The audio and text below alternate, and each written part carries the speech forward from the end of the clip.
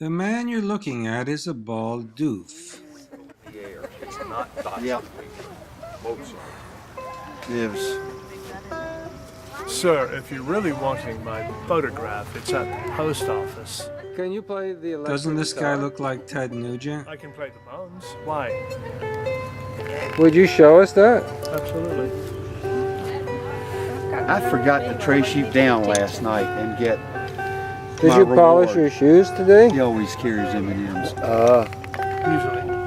I've got some in my tent. Let me back away from the harp player because I will probably upset That's his syncopation of it. Absolutely. Never played that.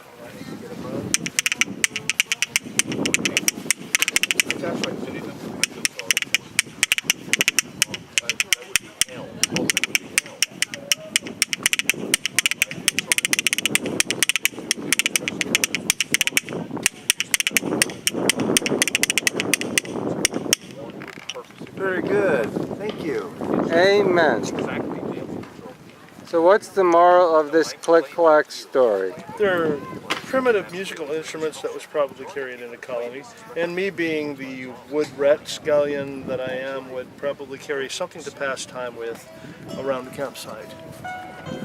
And we've been back in time to 1760. Yes. So a friend of mine played harp and said, you know, you ought to try it, you make money doing weddings and things. And I looked into the history of it, and when I did, it's almost like Alice going down the rabbit hole. This thing has a 1,000-year-old history behind it. The harper was a vaulted position in Irish society. Gaelic chieftains had them as members of their households. They would accompany poetry for recitations of readings, important family histories. It was just an amazing subject for me.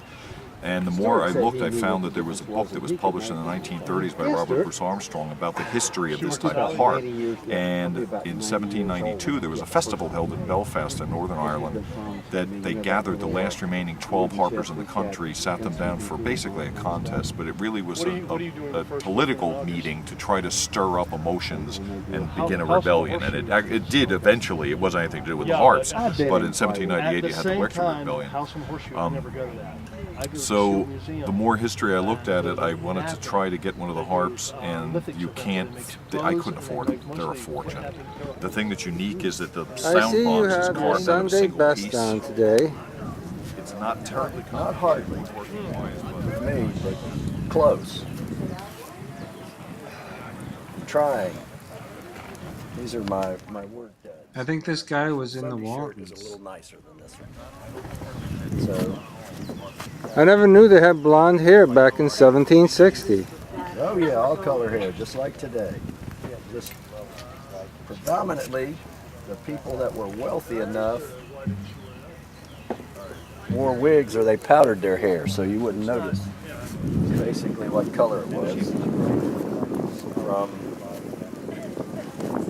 the pictures that are available at the time, plus being black and white, like in the Civil War portraits. In the future, there'll be the colors end up being gold comes out as black or gray. This has been a Bald Doof production.